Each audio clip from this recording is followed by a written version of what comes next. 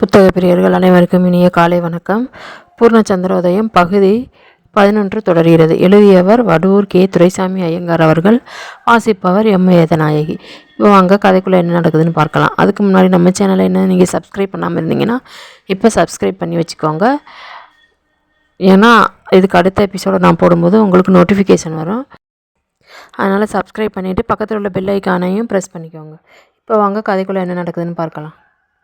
கமலம் என்ற அழகிய மடந்தை தனது தங்கையான சண்முக வடிவு என்னும் அருங்குணமதியமணியை தனியாக விடுத்து பிரிந்து தஞ்சைமா நகரத்திற்கு சென்ற பிறகு 2 மாத காலம் கழிந்தது. அந்த காலத்தில் சண்முக வடிவு எப்படி இருந்தாள் என்பதை கவனிப்போம்.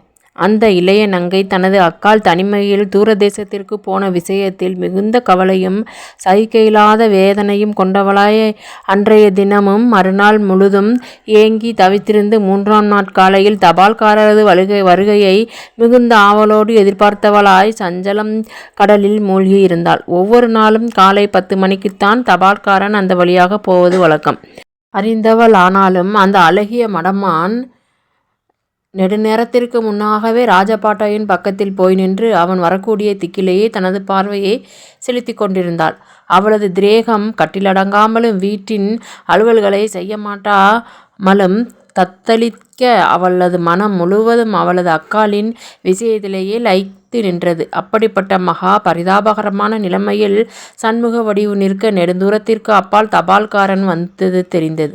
உடனே சண்முக வடிவின் மனம் ஆனந்தத்தால் பொங்க அவளது சரீரம் கட்டிலடங்காமல் பூரித்தது. ஆனால் அப்படி ஏற்பட்ட மகிழ்ச்சி அடுத்த நிமிஷத்தில் இல்லாமல் போய்விட்டது. தனது அக்காலிடத்திலிருந்து அவன் தனக்கு ஏதேனும் கடிதம் கொண்டு வருகிறானோ இல்லையோ என்ற சந்தேகம் வலுவாக எழுந்து அவளது சந்தோஷத்தை போக்கிவிட்டது. அந்த தபால்காரன் அவளிடத்திற்கு அருகில் வருகிற வரையில் அவள் தீத்தணலில் மீது நிற்பவள் போல மட்டுக்கடங்கா வேதனையில் ஆளாகி நின்றாள். அவளது ஹிருதயம் தடதடவென்று அடித்து கொள்கிறது. பாட்டையோடு சென்ற தபால்காரன் அவள் இருந்ததை கண்டு நின்று தனது கை நிறைய அடுக்கி வைத்து கொண்டிருந்த கடிதங்களை தள்ளி தள்ளி பார்த்து ஒரு கடிதத்தை எடுத்துக்கொண்டு அவளண்டை நெருங்கி வருகிறான். ஆகா, அந்த ஒரு நிமிஷமும் சண்முக வடிவிற்கு ஒரு பெருத்த கற்பகாலமாக தோன்றுகிறது.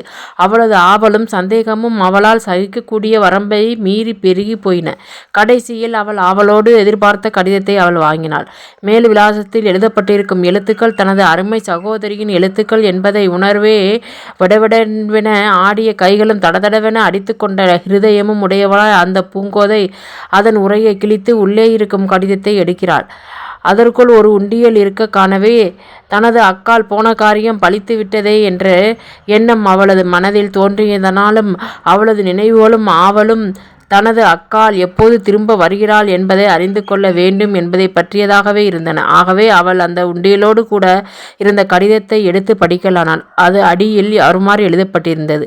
அருமை தங்கையான சௌபாக்கியவதி சண்முக வடிவுக்கு தீர்க்க சுமங்கலியமும் சர்வாபிஷ்டமும் உண்டாவதாக. நான் சுகமாகவும் பத்திரமாகவும் இங்கே வந்து சேர்ந்து சௌக்கியமாக இருக்கிறேன்.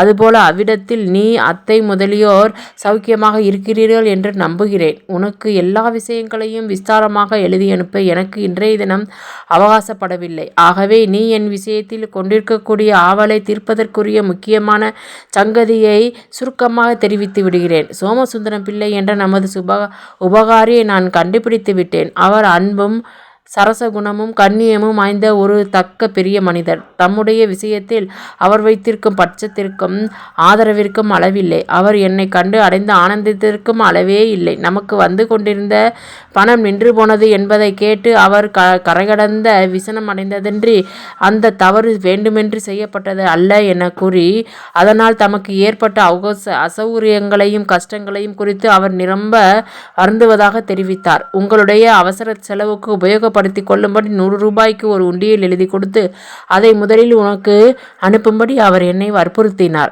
ஆதலால் அவருடைய விருப்பத்திற்கிணங்க அதை நான் இந்த கடிதத்திற்குள் அடக்கம் செய்து அனுப்பியிருக்கிறேன். அவரை விட அவருடைய சம்சாரம் 10 மடங்கு அதிகம் அன்பும் நன்மையும் நிறைந்தவர்களாக இருக்கிறார்கள். அவர்கள் இருவரும் நான் உடனே ஊருக்கு போகக்கூடாது என்று வற்புறுத்தி தடுக்கிறார்கள். ஆகையால் நான் இன்னும் சில வாரங்கள் வரையில் அவர்களோடு கூட இருந்துவிட்டுத்தான் புறப்பட்டு வரும்படியாக இருக்கிறது.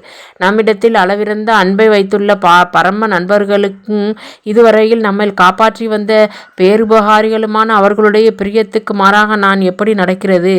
அவர்களுக்கும் தமக்கும் எவ்வித உதவு முறையாவது பாத்தியமாவது தோன்றவில்லை. ஆனாலும் தம்முடைய அத்தையின் புருஷருக்கும் இவருக்கும் இருந்த பழைய நட்பை கருதி நிராதவராக இருக்கும் நம்மை காப்பாற்றும்படியான தர்மத்தை அவர் ஏற்றுக்கொண்டிருப்பதாக தெரிகிறது. நமக்கு அவர்கள் கட்டாயமாக உதவி செய்தே தீர வேண்டும் என்ற ஒரு உரிமை எதுவும் நமக்கு இல்லை. ஆகையால் இதுவரையில் அவர்கள் நமக்கு செய்துள்ள கோடானு கோடி நன்மைகளை கருதியும் இனியும் நமக்கு அவர்களைத் தவிர வேறே புகலிடம் இல்லை என்பதை கருதியும் நான் அவர்களுடைய மனம் கோணாதபடி நடந்து கொள்வது அவசியமாதலால் இன்னும் கொஞ்ச காலம் நான் இங்கே இருந்துவிட்டு வருவது தள்ள முடியாத காரியமாக இருக்கிறது. நம்முடைய அத்தையை ஜாக்கிரதையாகவும் அன்பாகவும் காப்பாற்றி போஷித்து வரும்படி நான் உனக்கு எழுதுவது அவசியம். ஏனென்றால் அந்த விஷயத்தை எப்போதும் கவனித்து அதற்காக தன்னுடைய திரேகத்தை அர்ப்பணம் செய்து வருகிற நற்குணவதியான உனக்கு இந்த விஷயத்தில் நான் சொல்லிக் கொடுப்பதற்கு ஒன்றுமில்லை. இருந்தாலும் நான் பிரிந்து போனதனால் நீ தனியாக இருப்பதை பற்றி அதிக விசனத்தில் ஆழ்ந்து அதனால் நீ உன்னுடைய தேக சௌகரியங்களை செய்து கொள்ளவும் அத்தைக்கு தேவையான செய்யவும் மறந்து போய்விடப் போகிறாயே என்ற ஒரு கவலை என் மனதில் தோன்றி வதைக்கிறது.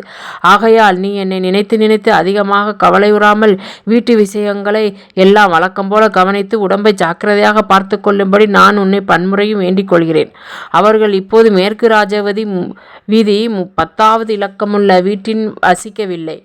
சக்காநாயக்கர் தெரு 13வது இலக்கமுள்ள வீட்டில் இருக்கிறார்கள். அந்த புதிய மேல் விலாசத்துக்கு நீ கடிதம் எழுத வேண்டும். உங்களுடைய சேம சமாச்சாரத்தை அறிய நான் நிரம்பவும் ஆவல் கொண்டிருப்பதால் உன்னுடைய கடிதத்தை மறுதபாலிலேயே எதிர்பார்க்கிறேன். இப்படிக்கு பிரியமுள்ள அக்காள் கமலம் என்று எழுதப்பட்டிருந்த கடிதத்தை படிக்கவே சண்முக வடிவின் மனதில் சந்தோஷமும் துக்கமும் மாறி மாறி பொங்கி எழுந்தன.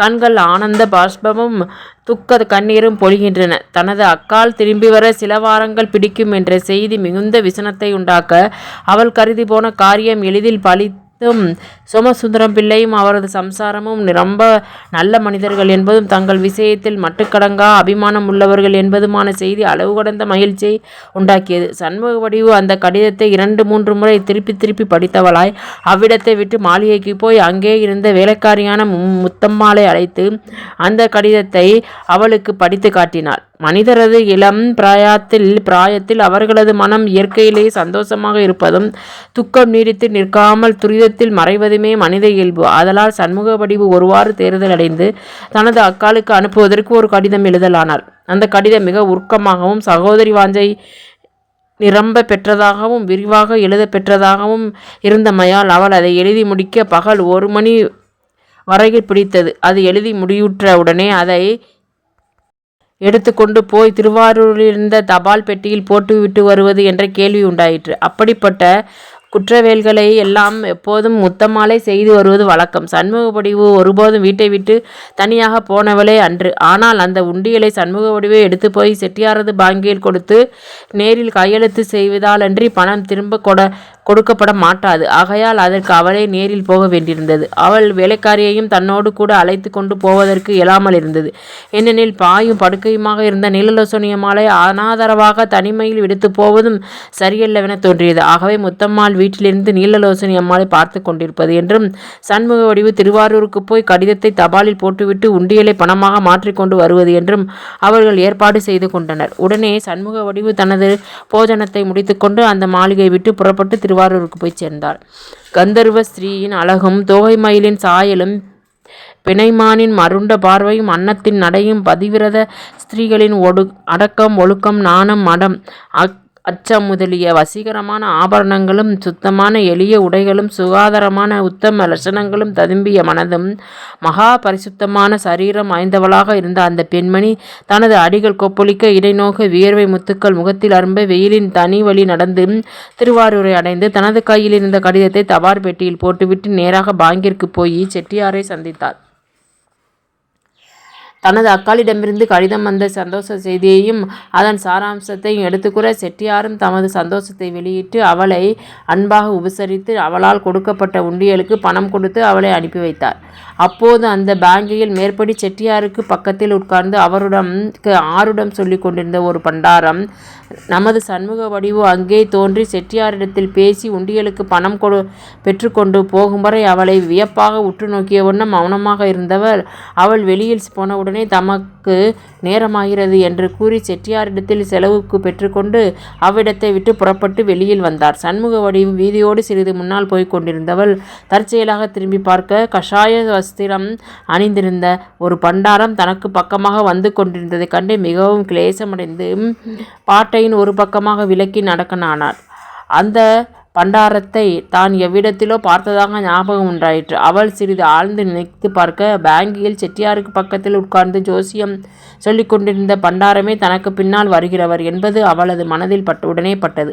ஒருகால் அவர் செட்டியாரிடத்தில் தமது அலுவலை முடித்து கொண்டு வேற எங்கேயாவது போகிறாரோ என்ற எண்ணம் அவளது மனதில் உதித்தது. ஆகையால் அவள் அந்த பண்டாரத்தை பற்றிய நினைவுகளை அவ்வளவோடு நிறுத்தி வேறு விஷயத்தில் தனது கவனத்தை செலுத்தி கொண்டு நடந்தாள்.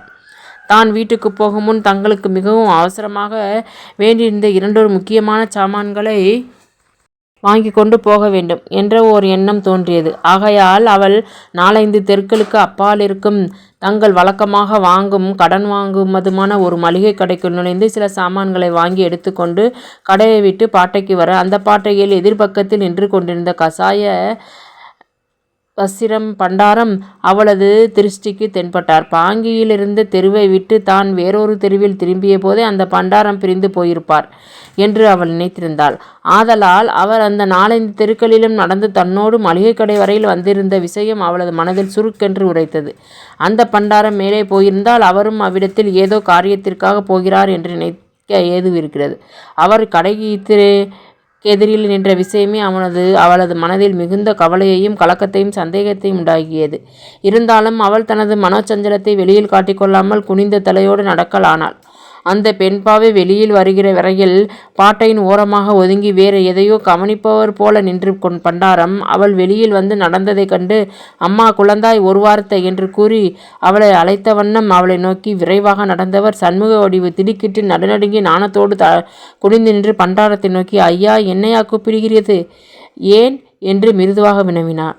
அதற்குள் அவளுக்கு பக்கத்தில் வந்து நின்ற பண்டாரம், அம்மா, நீதானே இப்போது செட்டியார் பேங்கில் பணம் வாங்கி கொண்டு வந்தது என்று அருளும் அன்பும் சொட்ட சொட்ட தேன் போல மொழிய, அதை கேட்ட மடந்தை, ஆம், நான் தான், ஏன் கேட்கிறீர்கள் என்று மரியாதையாக வினவினாள்.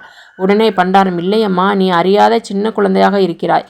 வேறே ஆண் துணை இல்லாமல் எவ்வளவு பெருந்தொகையோடு நீ தனியாக போகிறாயே. இந்த திருவாரூர் சுத்த போக்கிரி பட்டணமாயிற்றே. பணத்தை ஜாக்கிரதையாக துணியில் மடித்து மடியில் செருகிக்கொள். எங்கேயாவது கடையிலாவது வழியிலாவது போட்டுவிடப் போகிறாய். நீ பணம் வைத்திருப்பது முடிச்சுமாரிகளுக்கு தெரிந்தால் பிற்பாடு பணம் உன்னுடையதல்ல. ஜாக்கிரதையாக மறைத்து வைத்துக்கொள். இந்த விஷயத்தை உன்னிடத்தில் சொல்லி எச்சரிப்பதற்கும் யாராவது துஷ்டர்கள் வந்து இடக்கு பண்ணாமல் பார்த்து கொள்வதற்குமே நான் உன்னை தொடர்ந்து இவ்வளவு தூரம் வந்தேன் என்று தேனும் பாலுமாகவும் மகா உருக்கமாகவும் அளவற்ற கரிசனத்தோடும் கூறினார். அவரது அன்பான சொல்களை கேட்கவே சண்முக வடிவிற்கு உயிர் வந்தது.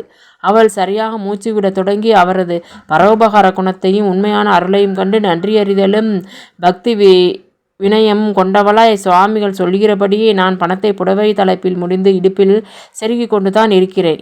இவ்வளவு பெரிய பட்டணத்தில் பட்டப்பகலில் போக்கிரிகள் இருக்கும் இடக்கு பண்ணினால் ஜனங்கள் விட்டுவிடுவார்களா? அதெல்லாம் ஒன்றும் நடக்காது என்று அழுத்தமாக கூறினாள். உடனே பண்டாரம், இல்லையம்மா, அப்படி சொல்லக்கூடாது. உன்னை போல இருக்கும் பெண் குழந்தைகள் கொஞ்சம் எச்சரிக்கையாக தான் இருக்க வேண்டும். நீ இந்த ஊருக்குள் இருக்கிற வரையில் பயமில்லை. ஆனால் நீ இந்த ஊரை விட்டு நாகப்பட்டினம் ரஸ்தாவில் 2 மைல் தூரம் நடந்து போக வேண்டியவள் என்று பாங்கியின் செட்டியார் சொன்னார். அங்கே நீலலோசனை அம்மாளுடைய பங்களாவை தவிர வேற வீடு இல்லை. ஆகையால் நீ அந்த அம்மாளுக்கு சொந்தமானவள் போல் இருக்கிறது. அந்த அம்மாளுக்கும் எனக்கும் நெடுங்கால பரிச்சயம் உண்டு. நான் இருக்கும் படத்துக்கும் அதே சாலையின் வழியாகத்தான் போக வேண்டும். ஆகையால் நான் உனக்கு வழித்துணையாக வந்து உன்னை ஜாக்கிரதையாக உங்களுடைய ஜாகையில் கொண்டு போய் விடுகிறேன். நான் வந்த காரியமெல்லாம் முடிந்துவிட்டது. இனி நான் திரும்பி மடத்துக்கு போக வேண்டியவனாக இருக்கிறேன். நேராக நீ அங்கேதான் போகிறாய் என்றார். அவரது சொற்களை கேட்ட சண்முகவடி உடனே மறுமொழி சொல்லாமல் தயங்கி மௌனமாக நின்றாள். அவள் உலகத்தின் வஞ்சகத்தையும் சூதையும் கபடத்தையும் சிறிதும் அறியாத பரிசுத்த விஸ்வரூபிணியாக இருந்தாலும் அதற்கு முன் பழக்கமில்லாத ஒரு பண்டாரத்தை துணையாக அழைத்து கொண்டு தான் போவது சரியல்லவென்ற எண்ணம் தோன்றியது. ஆகையால் அவள் கீழே குனிந்தவளாய், எனக்கு இன்னும் சில இடங்களுக்கு போக வேண்டிய அலுவல் இருக்கிறது. அதையெல்லாம் பார்த்து கொண்டு நான் ஜாக்கிரதையாய் போய் சேருகிறேன். சுவாமியாருக்கு தொந்தரவு கொடுக்கக்கூடாது. தாங்கள் முன்னால் போகலாம். எனக்காக வீணில் காத்திருக்க வேண்டாம் என்று கூறிய வண்ணம் நடந்த 2 வீடுகளுக்கு அப்பால் இருந்த இன்னொரு ஜவுளி கடைக்குள் நுழைந்து விட்டாள். அவ்வாறு நுழைந்தவள் அந்த கடையில் வாங்க வேண்டிய சில உடைகளை வாங்கி கொண்டு வெளியில் வர அரை நாளிகை நேரம் ஆயிற்று. வெளியில் வந்த சண்முக வடிவு அந்த தெருவில் இருபுறங்களிலும் தனது பார்வையை செலுத்தி பார்க்க பண்டாரம் காணப்படவில்லை. ஆகவே அவர் முன்னால் போய்விட்டார் என்ற அந்த மடந்தை நினைத்து அந்த சம்பவத்தை அவ்வளவோடு மறந்தவளாய் அவ்விடத்தை விட்டு நடந்து மேலும் சில இடங்களிற்கு போய் தங்களுக்கு தேவையான சிற்சில வஸ்துக்களை வாங்கி கொண்டு திருவாரூரை விட்டு நாகப்பட்டினத்திற்கு செல்லும் பாட்டையோடு தனது மாளிகையை நோக்கி நடக்கலானாள். அந்த சாலையின் இரு பக்கங்களிலும் தோப்புகளும் ஆலமர பத்திகளும் அடர்ந்து குளிர்ச்சியும் நிழலுமாக நிறைந்ததாக இருந்தது. ஆங்காங்கு கால்வாய்களின் பாலங்களும் பால் மண்டபங்களும் இருந்தன. சண்முக வடிவு தனது பங்களாவை நோக்கி போய்க் கொண்டிருந்த போது மாலை 6 மணி சமயமாகி இருந்தகையால் சூரியன் மேற்கு திசையில் மறையும் சமயத்தில் இருந்தான். சூரியன் இருந்த திக்கில் மஞ்சள் வெயில் பிரகாசித்து கொண்டிருந்தது. மற்ற திசைகளில் எல்லாம் மாலை மயங்கி கொண்டிருந்தது. தான் இருந்த மாளிகை அதிக சமீபத்தில் இருந்தது. ஆகையால் அந்த பாட்டையில் திருடல் பயம் அவ்வளவாக இல்லாதிருந்தமையாலும் சண்முக வடிவு விரைவாக நடந்து வந்து கொண்டிருந்தாள். திருவாரூருக்கு வெளியில் 1/4 மைல் தூரத்தில் ரஸ்தாவில் ஓரத்தில் பனைமட்டையால் வேயப்பட்ட ஒரு குடிசை இருந்தது. அவ்விடத்தில் கல் விற்கப்பட்டு வந்தது. ஆகையால் அந்த ஓரிடத்தில் மாத்திரம் இரவு பகல் எப்போதும் சண்டையும் பூசலும் சச்சரவுமாக இருப்பது வழக்கம். ஆனால் சண்முக வடிவு அதற்கு முன் 2 தரம் அந்த ரஸ்தாவின் வழியாக போயிருந்தாள். ஆனாலும் அந்த கடையிலிருந்து குடியர்கள் எவரையும் அவள் கடைக்கு வெளியில் பாதித்ததில்லை. ஆகையால் அவள் இப்போதும் எவ்வித அச்சமுமின்றி ரஸ்தாவிற்கு அருகிலிருந்த கல்கடையை கடந்து அப்பால் சென்றாள். அப்போது வழக்கப்படி கூச்சலும் பாட்டலும் கூத்துமாகவே ஜனங்கள் உட்புறத்தில் இருந்தனர். ஆனால் வெளிப்புறத்தில் ஒரு சாணாத்தி மாத்திரம் உட்கார்ந்து தனது மகளுக்கு பெண் பார்த்து கொண்டிருந்தபடி உட்புறத்தில் இருந்த ஒருவன் கேட்ட ஏதோ ஒரு கேள்விக்கு மறுமொழி சொல்லி கொண்டிருந்தாள். அவள் என்ன பேசினாள் என்பது சண்முக வடிவின் காதிற்கு எட்டவில்லை. தான் தனது வீட்டிற்கு சீக்கிரமாக போக வேண்டும் என்ற அவாவினால் தூண்டப்பட்டவளாய் சண்முக வடிவு தனது முழு கவனத்தையும் வீட்டிலிருந்த லில்லுசியம்மா அலின் மீது வைத்தவளாய் நடந்து கொண்டிருந்தாள். அவ்வாறு அந்த மடந்தை கல்கடைக்கு அப்பால் 1/4 மைல் தூரம் போன சமயத்தில் அவளுக்கு பின்னால் ரஸ்தாவில் யாரோ மனிதர்கள் பேசிய குரலை கேட்ட அந்த பெண்மணி திடுக்கிட்டு அச்சங்கொண்டு திரும்பி பார்க்க 4-5 முரட்டு மனிதர்கள் குடிவெறி கொண்டு மயங்கி ஆடி விழுந்தவர்களாய் அதிக விசாலமாக நடந்து வந்து கொண்டிருந்தனர். அவள் திரும்பி பார்த்தபோது சுமார் 25 கஜ தூரத்தில் வந்து கொண்டிருந்த அந்த குடியர்கள் அவளை நோக்கி குளறி பேசி, ஆரங்கே போறது, நெல்லு, அப்படியே போகாதே என்று அதட்டி கூறி நிற்கும்படி கையமர்த்திய வண்ணம் அவளை நோக்கி விரைவாக நடந்து வர அந்த மெல்லியலால் வேடர்களை கண்ட மான்போல் மருண்டு கலங்கி திகைத்து நடுங்கி வியர்த்து விறுவிறுத்து மெய்மறந்து அப்படியே நின்றுவிட்டாள். அந்த குடிமகர்கள் தனக்கு எவ்விதமான தீங்கு செய்வார்களோ என்ற திகில் அவளது மனதில் பொங்கி அழிந்தது. தன்னிடமிருந்து பணம் முதலிய பொருட்களை அபகரிப்பதற்காக அவர்கள் வருகிறார்களோ அல்லது தேக சம்பந்தமான பொல்லாங்கையோ இழிவாயோ செய்ய வருகிறார்களோ என்ற சந்தேகம் ஓங்கியது. அந்த 1 நிமிஷ நேரமும் அவளுக்கு சகிக்க இயலாத நரக வேதனையாக இருந்தது. அடுத்த நிமிஷத்தில் அந்த முரடர்கள் மயங்கி கீழே சாய்ந்து திமிர்ந்து தட்டுத்தடுமாறி நடந்து அவள் இருந்த இடத்திற்கு வந்து அவளை வளைத்து கொண்டனர். குடிவெறியினால் அவர்களது கண்கள் இரத்தமாக சிவந்திருந்தன. அவர்கள் அவளை பார்த்து பேச முயன்றால் விழிகள் வேறொரு திக்கை நோக்கின. அவர்கள் இன்னதுதான் பேசுகிறார்கள் என்பதும் அவர்களது விருப்பம் என்ன என்பதும் தெரியாதபடி அவர்கள் எல்லோரும் தாறுமாறாக குளறி பேசிக்கொண்டு அவளை தொட்டு பிடிக்க எத்தனித்தனர். மகா அபாயகரமான தனது நிலைமையை உணர்ந்து கொண்ட சண்முக வடிவு கதிகலங்கி குடல் நடுக்கம் அடைந்து பக்கமாக ஒதுங்க முயன்றவளாய், யாரையா நீங்கள்? என்னை ஏன் இப்படி உபத்திரவிக்கிறீர்கள்? நான் தனியாக வருகிறேன் என்று நினைத்து இப்படி செய்கிறீர்களோ? என்னை சார்ந்த மனிதர்கள் இதோ பின்னால் வருகிறார்கள், தூர விலகி பொங்கல், கிட்ட வரவேண்டாம் என்று அதட்டி கூறி விரைவாக நடக்கலானாள். அவர்கள் அவளை விடாமல் சூழ்ந்து கொண்டு மிகுந்த இருமாப்பும் கழிவெறியும் கொண்டு அவளை சுற்றி சுற்றி வந்து கெக்களிக்கமிட்டு ஆர்ப்பரிக்க தொடங்கினர். ஒருவன், அடி என் கூத்தியாரே, நீ இப்படி ஓடினா உன்னை விட்டுடுவேன்னு பார்த்துட்டியோ, எடிடி முட்டாயி பொட்டலத்தை வெளியே என்றான். இன்னொருவன், பொட வெத்தலைப்பில் எம்புட்டு ரூபாவை முடிஞ்சு வச்சிருக்க அவர் முடிச்ச என்றான். வேறொருவன், மரியாதையாக எல்லாத்தையும் கீழே வச்சிடு, இல்லாமல் போனால் மென்னியை உடச்சிடுவேன் என்றான். மற்றொருவன், பொண்ணு பஞ்சவர்ண கீழே கணக்காக இருக்கிறாடா, ரூபா எல்லாம் நீங்கள் எடுத்துக்கிட்டு பொண்ணை மாத்திரம் எனக்கு கொடுத்துருங்கடா, நான் இவளை அதோ தெரியுதே அந்த மண்டபத்துக்கு தூக்கிக்கிட்டு போயிடுறேன் என்றான். இவ்வாறு அந்த குடியர்கள் தாறுமாறாக உளறிக்கொண்டு அவளை பிடிக்க எத்தனிக்க அவள் அவர்களது கையில் பிடிபடாமல் இடுக்கில் நுழைந்து அங்குமிங்கும் பாய்ந்து ஓட முயன்றாள். அந்த குடியர்களது கைகளெல்லாம் கட்டிடங்காமல் தாறுமாறாக சென்றமையால் அவள் அவர்களது கையில் அகப்படாமல் மான்குட்டி துள்ளுவது போல தப்பி ஓட கடைசியாக அவர்கள் முன்னிலும் அதிக ஊக்கத்தோடு பாய்ந்து நெருங்கி அவளை விடாமல் தடுக்க அவர்களுள் ஒருவன் கடைசியாக அவளது இடுப்பின் புடவையை இறுக பிடித்து கொள்ள அவள் உடனே, ஐயோ ஐயோ, அக்கிரமம் செய்கிறார்களே, யாரும் இல்லையா, ஓடி வாருங்கள் என்று பிரமாதமாக கூச்சலிட்டு தத்தளித்து கொண்டு தன்னை விடுவித்து கொள்ள முயல அதற்குள் அந்த முரடர் யாவரும் நெருங்கி அவளது கைகளிலும் அடியிலும் இருந்த மிட்டாய் பொட்டலம் முதலிய சாமான்களையும் மிகுதியிருந்த பணத்தையும் பறித்து கொண்டிருந்தனர். அவர்களது கையில் அகப்பட்டு தத்தளித்து கொண்டு கூக்குரல் செய்திருந்த மெல்லியலான சண்முக வடிவு, ஐயா, என்னை விட்டுவிடுங்கள், என்னிடம் இருக்கும் பணம் சாமான்கள் எல்லாவற்றையும் நானே கொடுத்து விடுகிறேன், என்னை தொட வேண்டாம் என்று எவ்வளவோ பாடுபட்டு கூறியதெல்லாம் செவிடனது காதில் ஊதப்பட்ட சங்கநாதம் போலாயிற்று.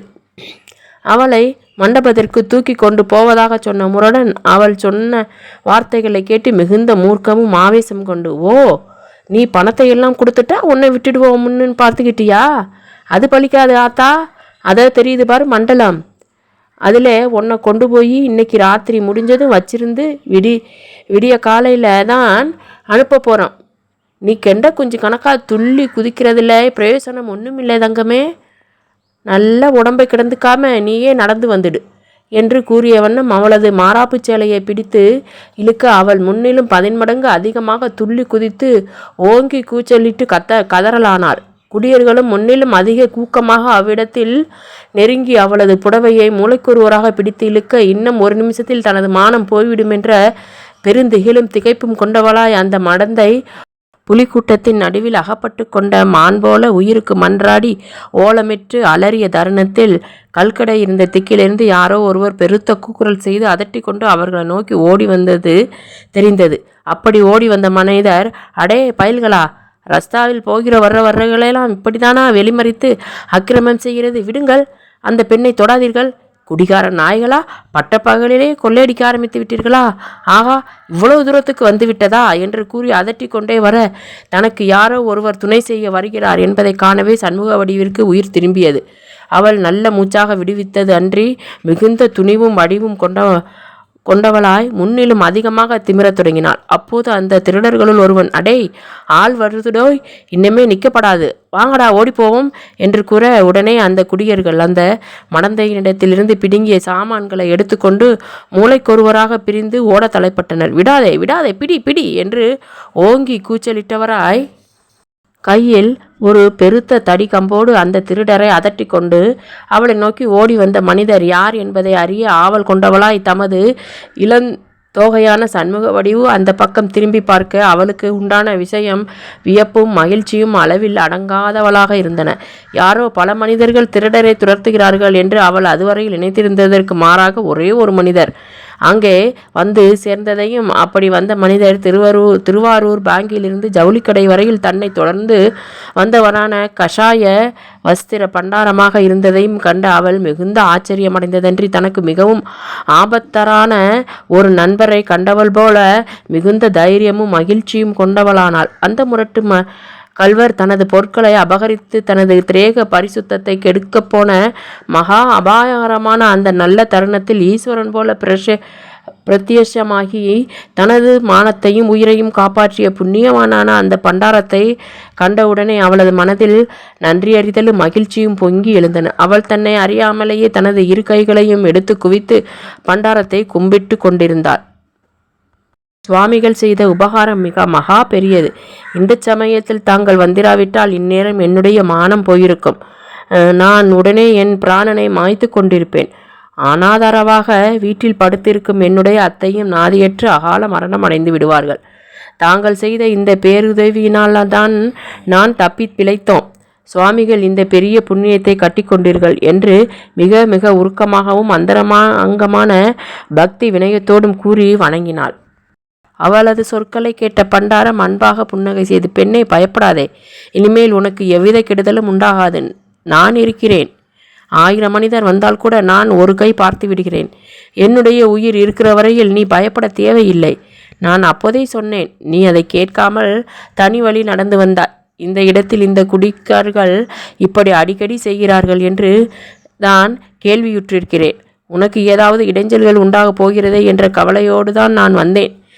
நீ வருவாய் என்று நான் வழியில் சிறிது நேரம் இருந்து பார்த்து கொண்டிருந்தேன். இவ்வளவு பொழுது சாய்ந்தும் நீ வராததைக் கண்டு ஒரு கால் யாராவது பந்துக்களின் வீட்டில் நீ ராத்திரிக்கு தூங்கி இருப்பாய் என்று நினைத்து தேறுதல் அடைந்தேன். அதற்குள் என்னுடைய உடம்பில் ஒருவித உபாதை உண்டாயிற்று. இதோ பக்கத்தில் இருக்கும் ஆற்றங்கரைக்கு போய் கைகால் சுத்தி செய்து கொண்டு ரஸ்தாவோடு வந்து கொண்டிருந்தேன்.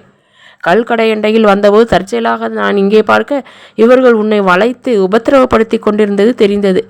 நான் உடனே ஒரு களியண்டை போய் தடிக்கம்பை எடுத்துக்கொண்டு ஒரே ஓட்டமாக ஓடி வந்தேன். என்னை கண்டவுடனே இவர்கள் நல்ல வேளையாக ஓடிப்போய் விட்டார்கள். நான் இன்னும் கொஞ்ச நேரம் வராதிருந்தால் நீ சொன்னபடி இந்நேரம் இவர்கள் உன்னை என்ன கோலத்துக்கு ஆளாக்கி இருப்பார்களோ தெரியவில்லை. என்னமோ தெய்வச் செயல்தான். இந்த அபாயம் இவ்வளவோடு நீங்கியது. இனிமேல் நீ திருவாரூருக்கு வர வேண்டுமானால் யாரையாவது துணைக்கு அழைத்து கொண்டு வர வேண்டுமே தன்றி இப்படி தனியாக வர வேண்டாம்.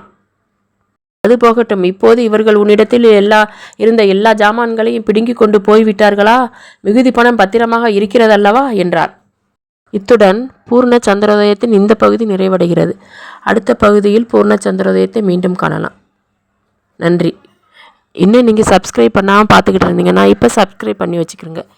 ஏன்னா இதுக்கு அடுத்த எபிசோடை நான் அப்லோட் பண்ணும்போது உங்களுக்கு நோட்டிஃபிகேஷன் வரும். அதுக்காக மறக்காமல் சப்ஸ்கிரைப் பண்ணிக்கிறங்க. ஓகேங்களா? நன்றி.